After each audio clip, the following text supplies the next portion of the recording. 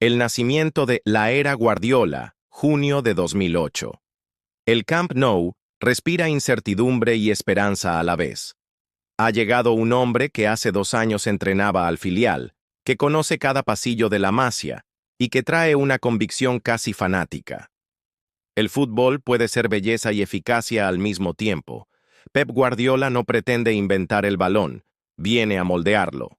Pide a sus jugadores que sean artistas con disciplina militar, que la pausa y el vértigo convivan en un mismo gesto. Sus primeros días son pequeños terremotos. Recoloca piezas, exige pases que parecen imposibles, pide a los laterales que suban como extremos y obliga a los mediocentros a pensar 3 jugadas por adelantado. No es solo lo que exige, sino cómo lo exige, con voz firme y paciencia, retando al orgullo de quienes piensan que el fútbol es solo fuerza. Con él, el toque deja de ser un recurso para convertirse en argumento y la posesión pasa a ser identidad. La temporada 2008-2009 confirma aquello que muchos dudaban. El equipo se transforma en una maquinaria hipnótica. Cada triángulo, cada desmarque, parece pensado para atrapar el tiempo. Llega el triplete, Liga, Copa del Rey y la UEFA Champions League, en Roma, ante el Manchester United. La victoria no es solo un trofeo, es una declaración estética. Tras el pitido final, Guardiola guarda unos segundos de silencio, busca a Tito Vilanova y lo llama con una sonrisa que lo dice todo. Lo hemos hecho juntos. Ese gesto resume su concepción. El proyecto no es de una sola cabeza, sino de una familia que trabaja en común. La grandeza se mide en gestos mínimos. La forma en que un mediocentro observa el campo y decide, el movimiento de un extremo que corta hacia adentro para abrir un hueco, la calma de un joven llamado Sergio Busquets, que ordena el juego con su silencio. Guardiola convierte almas individuales en un único organismo. Los egos se templaron. El grupo se erigió en héroe. En los entrenamientos, se repetían situaciones aparentemente nimias hasta que lo complejo se volvía natural. Salidas con presión alta, rotaciones en espacios reducidos y la ocupación precisa de cada centímetro. No faltaron las dudas. Hubo noches amargas y críticas afiladas cuando el equipo no alcanzó la perfección esperada. Pero Guardiola sostenía una fe inquebrantable. Una idea bien trabajada, insistida con rigor, acaba por imponerse. Y la insistencia dio más títulos. La UEFA Champions League de 2010-2011 en Wembley, ligas resueltas con días de antelación y temporadas en las que el Barcelona parecía jugar a un ritmo propio. Esa hegemonía no fue casualidad, nació del trabajo diario y de una cultura que no aceptaba atajos. En lo económico, la historia tuvo matices. Guardiola no llegó con maletines de oro, llegó con la cantera. El club decidió invertir para retener a sus joyas. Contratos que dieron estabilidad a Xavi Hernández, Andrés Iniesta y Lionel Messi. No fueron despilfarros caprichosos, sino pagos calculados a arquitectos de una idea. Al mismo tiempo, el éxito elevó la marca. Camisetas, giras, patrocinios y audiencias mundiales rellenaron las arcas. Ese flujo permitió mejorar instalaciones, contratar especialistas y profesionalizar la estructura alrededor del primer equipo. Para Guardiola, sin embargo, el valor real no estaba en los números, sino en el compromiso del jugador con la idea. La influencia de aquello trascendió el césped.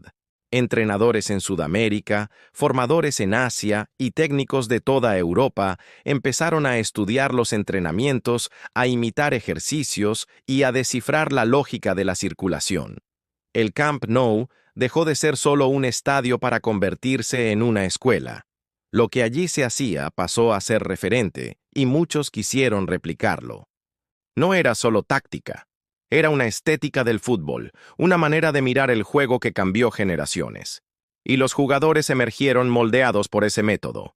Lionel Messi, liberado de ataduras posicionales, se transformó en un fenómeno multifunción. Falso 9, extremo, asistente y goleador. Xavi e Iniesta se volvieron el latido del equipo. Su compenetración parecía telepática. Sergio Busquets instauró un nuevo estándar para el pivote posicional. inteligencia, lectura y silencio productivo. Dani Alves redefinió la figura del lateral como amenaza ofensiva constante. Cada brillo individual estuvo siempre supeditado a la geometría del conjunto.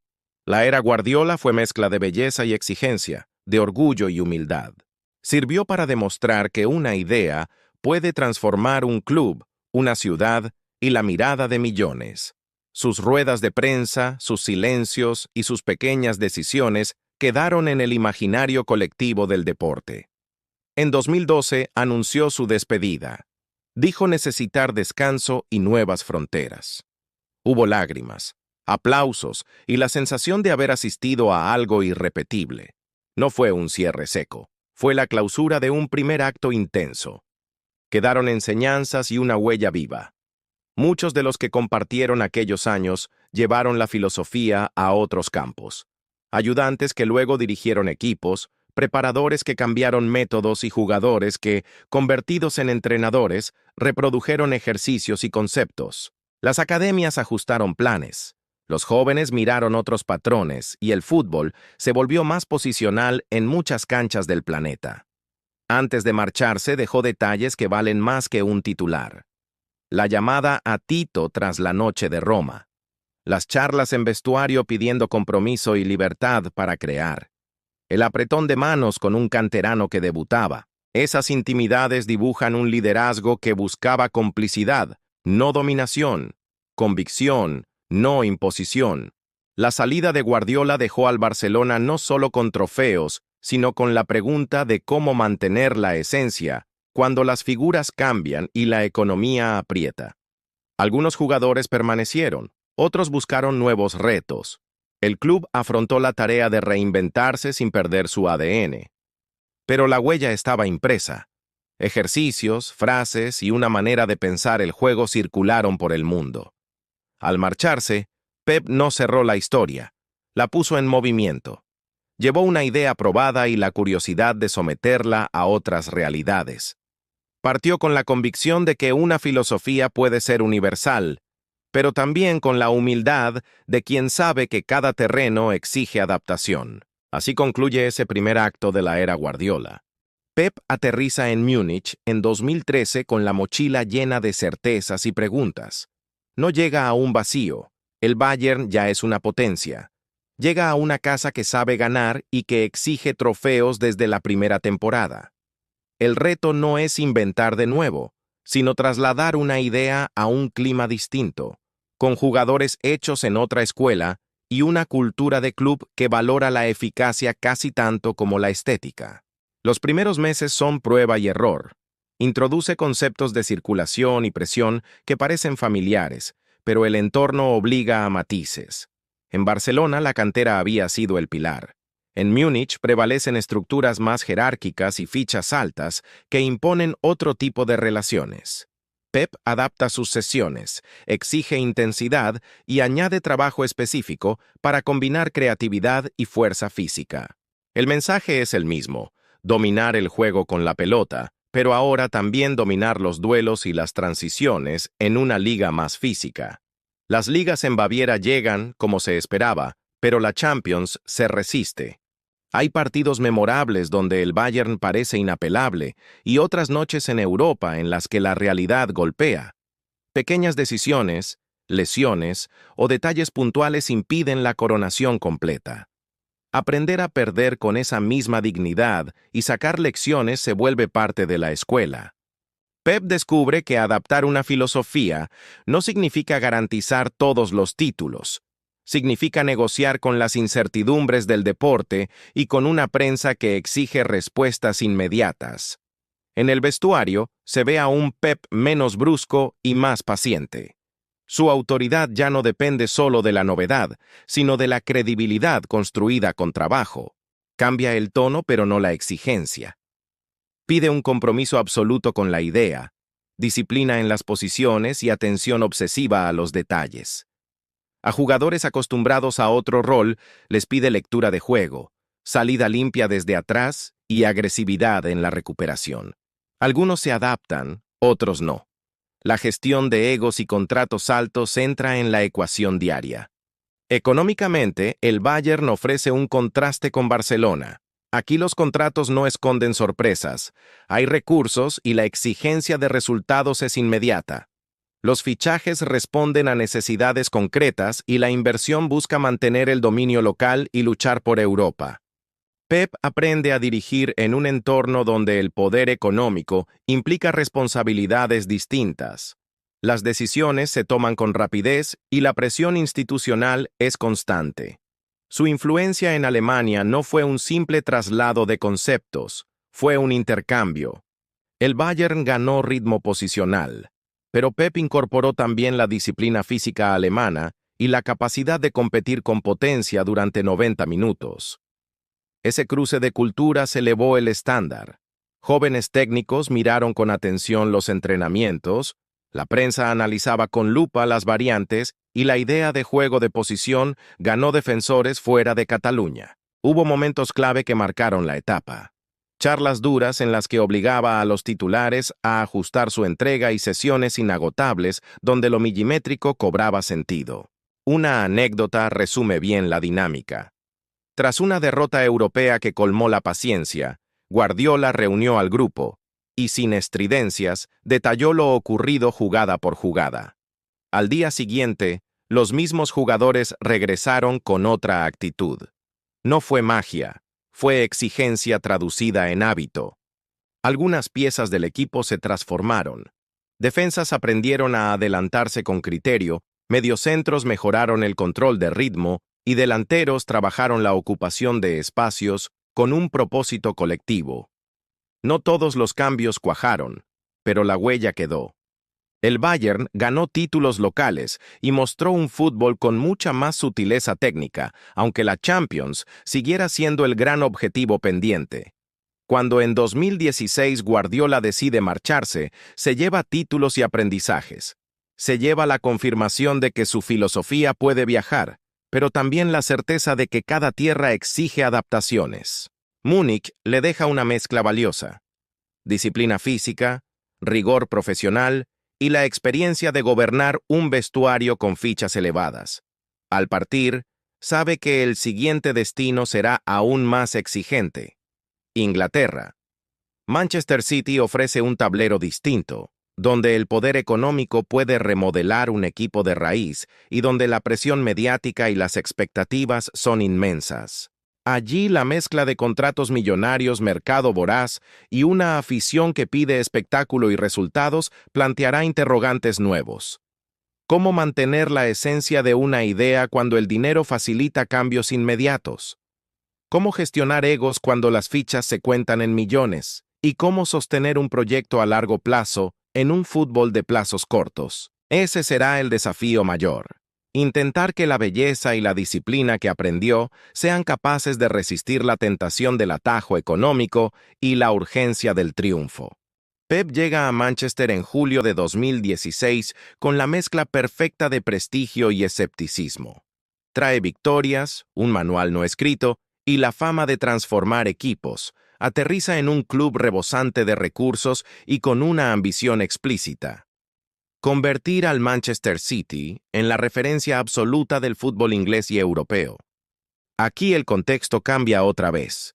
Una liga con ritmo extenuante, prensa implacable y accionistas dispuestos a invertir sin límites.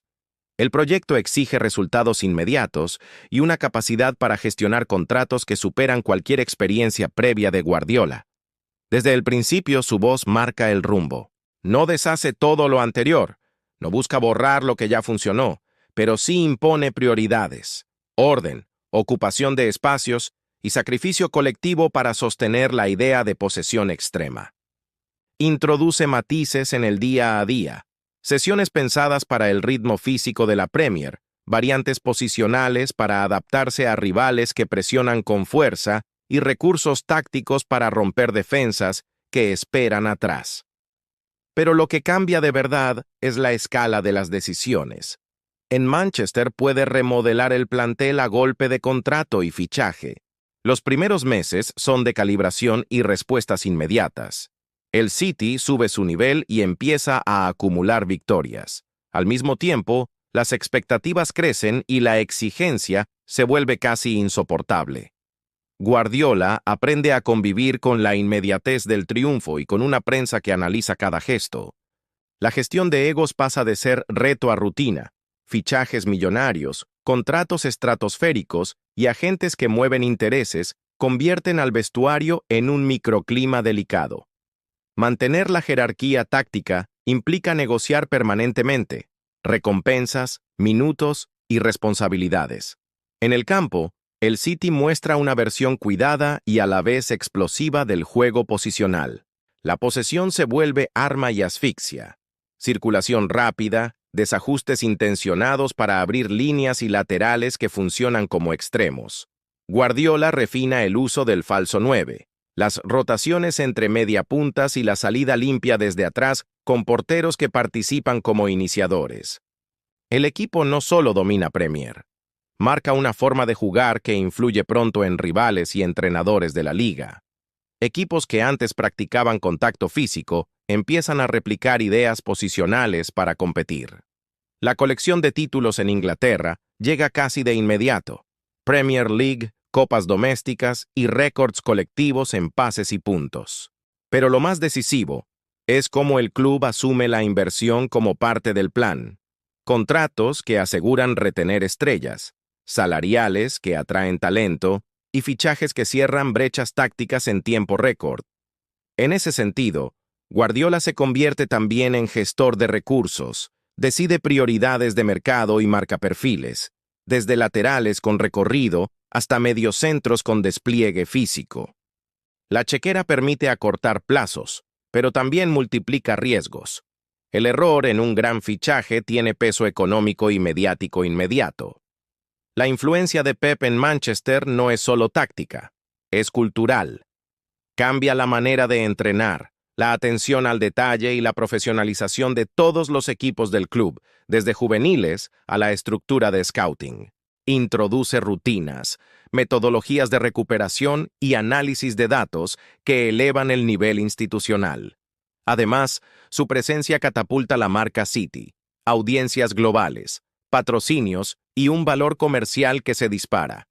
La era Guardiola en Manchester se articula así entre éxitos deportivos y un modelo de gestión que mezcla exigencia técnica con capacidad económica. Pero la historia tiene aristas. El acceso a recursos enormes genera críticas. ¿Es mérito táctico o efecto de la inversión? Las comparaciones entre la etapa de Guardiola y su ciclo en Barcelona aparecen con frecuencia. A su vez, la presión por la Champions se vuelve obsesión. En la Premier puede dominar, pero Europa exige una coronación que el club perseguirá con urgencia. Las eliminaciones dolorosas y las críticas feroces forman parte del relato. Cada fracaso se examina con lupa y cada éxito se celebra como justificación de la apuesta. En lo humano, Guardiola se enfrenta a nuevas pruebas de liderazgo. Gestionar contratos millonarios significa también gestionar expectativas personales, jugadores que exigen protagonismo, renovaciones complejas y una prensa que desgasta. Su estilo, exigente, ritualista, obsesivo con los detalles, choca a veces con la inmediatez del mercado. Sin embargo, muchos jugadores prosperan bajo su tutela, se adaptan, crecen tácticamente y multiplican su valor. Algunos, por el contrario, buscan otros destinos cuando el proyecto ya no encaja con sus metas. Con el tiempo, Manchester City alcanza una hegemonía nacional y se convierte en candidato permanente en Europa.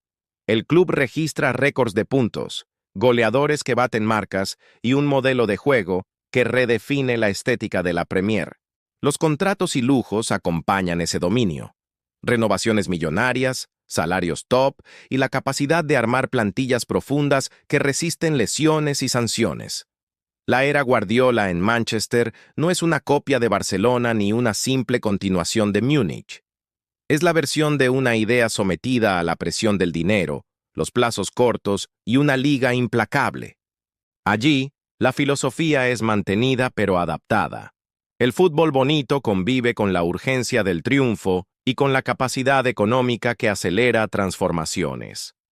Pep llega con una pregunta que atraviesa todo su mandato. ¿Puede la estética del fútbol ser sostenida cuando los lujos y los contratos lo permiten todo? La respuesta, compleja y a veces contradictoria, se escribe partido a partido, título a título, en una Manchester que ha visto la belleza, la exigencia y el coste de convertir una idea en industria. Pep llegó a Manchester con la ambición de convertir una idea en institución, pero con el paso de las temporadas la pregunta dejó de ser solo táctica. Se puso sobre la mesa el precio real de sostener una era. Entre 2016 y los años siguientes, la dinámica del club mostró tanto las virtudes del proyecto como sus tensiones inevitables: desgaste físico, gestión de egos, decisiones de mercado y la lupa constante de la opinión pública.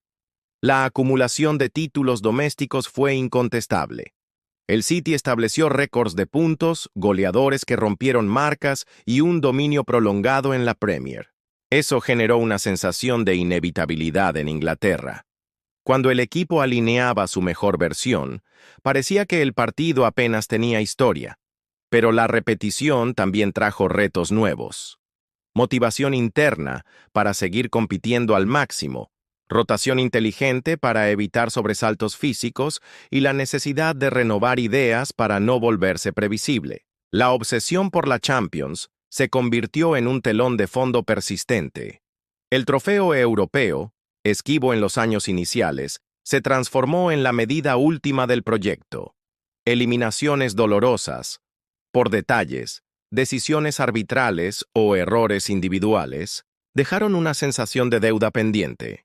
Cada otoño europeo implicaba una revisión profunda. ¿Qué fichas faltan? ¿Qué ajustes tácticos? ¿Es cuestión de tiempo o de estrategia? Las respuestas se buscaron en los despachos y en las canchas. Fichajes concretos para reforzar el centro del campo, cambios de esquema y un énfasis mayor en la contundencia física sin renunciar a la estética del pase. El coste humano del proyecto empezó a notarse. Jugadores sometidos a calendarios extensos sufrieron sobrecargas y lesiones. El equipo exigía precisión física y mental constante. Guardiola, que siempre fue obsesivo con la preparación, intensificó el trabajo preventivo, la rotación y la gestión de cargas. Aún así, la fatiga acumulada y las lesiones puntuales obligaron a decisiones difíciles en momentos clave de competiciones europeas y domésticas. Los contratos y las renovaciones jugaron un papel central. Para retener talento, el club ofreció salarios top y condiciones que aseguraban estabilidad a sus pilares. Eso calmó mercados y agentes, pero también creó dinámicas internas, jerarquías salariales que exigían manejo fino del vestuario y la capacidad de ofrecer minutos a quienes reclamaban protagonismo. Además, la masa salarial elevó la apuesta financiera del club. El éxito se volvió no solo deportivo, sino también necesario para sostener un modelo económico basado en visibilidad y retornos comerciales. En paralelo, la estructura del club evolucionó. City no fue únicamente primer equipo. La organización profesionalizó academias, equipos satélite y redes de scouting globales. Metodologías de entrenamiento, análisis de datos y rendimiento se integraron en una fábrica que buscaba eficiencia máxima. Eso generó ventajas, plantillas profundas capaces de afrontar múltiples frentes y una cantera cada vez más conectada al primer equipo. Pero también supuso que la identidad del club se ampliara. Ya no era solo el estilo del entrenador, sino un ecosistema diseñado para perdurar. Las críticas se intensificaron con el tiempo. Parte del público y la prensa comenzaron a relativizar méritos. ¿Eran los triunfos de Guardiola o el resultado de una inversión sin límites? El argumento no es menor y obligó al técnico a responder en su campo: ganar con ideas, no solo con recursos. Guardiola insistió en que la coherencia táctica, el entrenamiento detallado y el trabajo diario eran determinantes. Sus números y los registros colectivos alimentaron esa defensa, pero la discusión pública no se cerró. Aparecieron también tensiones externas. investigaciones, sanciones y disputas que afectaron la percepción del club en determinados momentos. Más allá del resultado judicial o administrativo, esos episodios añadieron ruido y distrajeron en periodos sensibles. La comunicación institucional tuvo que pulir narrativas, y el entrenador, una vez más, mantener la concentración del vestuario. En lo deportivo, la evolución del modelo fue constante. Guardiola supo incorporar perfiles nuevos, mediocentros que aportaron equilibrio físico y recuperación, laterales capaces de dar amplitud sin renunciar a trabajo defensivo, y delanteros con movilidad y capacidad de asociación. El uso del portero como iniciador del juego se consolidó y las variaciones posicionales se volvieron moneda corriente. Al mismo tiempo, el City se volvió más pragmático en algunos momentos. Priorizar la solidez defensiva cuando la exigencia europea lo requería. El público empezó a asociar la imagen del club, no solo a victorias, sino a un producto de entretenimiento global, partidos con estética, jugadores mediáticos y una presencia comercial que sobrepasó fronteras. Eso reforzó la marca City, elevó ingresos y justificó inversiones, pero también volvió más difícil mantener la privacidad y la calma interna. Cada gesto era escrutado y cada derrota se amplificaba. Con los años, la era Guardiola en Manchester se consolidó como un experimento exitoso y problemático a la vez. Éxito sostenido en el plano doméstico, modernización institucional y una reconfiguración del fútbol inglés. Problemas derivados de la presión financiera, la necesidad de resultados europeos y la gestión humana. El entrenador demostró capacidad para evolucionar, adaptar sistemas y mantener un núcleo de identidad, pero también enfrentó límites, la realidad del calendario, las inercias del mercado y la dificultad de sostener una perfección continua. Al mirar en retrospectiva, queda la imagen de un equipo que transformó expectativas, elevó estándares y convirtió la estética del pase en un sello de marca. La pregunta que atraviesa esos años no desaparece. ¿A qué precio se logra la hegemonía? Responderla no es simple. Requiere medir trofeos y registros, pero también contar la tensión humana, las preguntas institucionales y la huella que dejó en el fútbol inglés. Esa ambivalencia define buena parte del legado de Guardiola en Manchester, una revolución con costes y frutos que aún se debaten. La era Guardiola, vista en su conjunto, no es solo una sucesión de trofeos, es una transformación profunda del lenguaje del fútbol moderno. Desde el Camp Nou hasta el Etihad, pasando por Múnich, su huella combina belleza y eficacia, tácticas y cultura, ambición deportiva y cálculo económico. Lo que empezó como una apuesta estética en Barcelona se convirtió en un experimento global, capaz de influir en tácticas, en formación y en la manera de gestionar clubes. En términos de hegemonía, Guardiola logró instalar modelos de dominio sostenido. En Barcelona, temporada 2008-2009 y años siguientes, el equipo alcanzó un estado de superioridad que cambió expectativas. Ganar con estilo dejó de ser excepción y pasó a ser objetivo. En Manchester, esa hegemonía se tradujo en récords de puntos, colecciones de títulos domésticos y en la creación de una cultura institucional orientada al triunfo constante. La repetición del éxito acentúa la sensación de época. No era solo un equipo brillante, era una forma de entender el fútbol que marcó a una generación. La influencia sobre jugadores fue doble. Transformó carreras y generó nuevos referentes. Jugadores se reinventaron. Mediocentros aprendieron a leer el ritmo. Laterales se volvieron extremos de ida y vuelta. Delanteros copiarían la movilidad y la asociación que Guardiola exigía. Muchos talentos crecieron y alcanzaron su mejor versión bajo su tutela. Otros, por contraste, eligieron marcharse cuando el proyecto dejó de encajar. Más allá de nombres concretos, la era dejó una escuela. Futbolistas que hoy entrenan y replican esos principios en clubes de todo el mundo. En lo económico y los llamados lujos por contratos, Guardiola operó en contextos distintos, pero siempre influidos por la lógica del mercado. En Barcelona su éxito potenció la marca. Mayores ingresos por camisetas, giras y patrocinios ayudaron a sostener contratos altos de figuras clave como Lionel Messi. Sin embargo, la política del club conservó un equilibrio relativo entre cantera y fichajes. En Manchester, el escenario cambió radicalmente.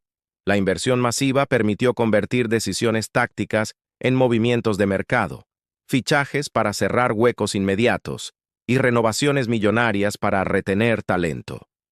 Eso aceleró resultados, pero también generó debates legítimos. ¿Cuánta libertad da el dinero a la hora de medir el mérito deportivo? El coste humano y deportivo de esos lujos también es real. Contratos elevados crean tensiones internas por minutos y estatus. La publicidad y los compromisos externos aumentan la carga sobre los jugadores. La presión mediática amplifica cada tropiezo. Mantener la cohesión en un vestuario con fichas top exige mano fina, negociación permanente y liderazgo que combine autoridad y empatía. Guardiola mostró capacidad para liderar ese entorno, pero también se enfrentó a episodios en que la gestión humana exigió soluciones complejas. La hegemonía Guardiola redefinió el entrenamiento y la metodología. Desde el trabajo con juveniles hasta las rutinas del primer equipo, el foco en la inteligencia posicional, los rondos específicos, la salida desde atrás y la presión tras pérdida se convirtieron en estándar en muchas academias. Técnicos de formación incorporaron ejercicios y conceptos que antes eran patrimonio de un círculo reducido. El efecto multiplicador ha cambiado la manera en que se forman jugadores jóvenes en Europa y más allá. En el plano institucional, su paso mostró la necesidad de alinear dirección deportiva, estructura económica y visión a largo plazo. Los éxitos sostenidos no nacen solo del entrenador. Requieren una construcción organizativa, scouting eficiente, planificación de renovaciones, gestión de cargas y un plan a medio plazo que soporte el ciclo deportivo. Los clubes que intentaron copiar el resultado, sin adaptar la estructura, encontraron límites rápidos. La era también dejó debates éticos y estratégicos sobre el fútbol contemporáneo. La capacidad de un club para acelerar sus objetivos con inversión masiva cuestiona la idea de mérito deportivo puro.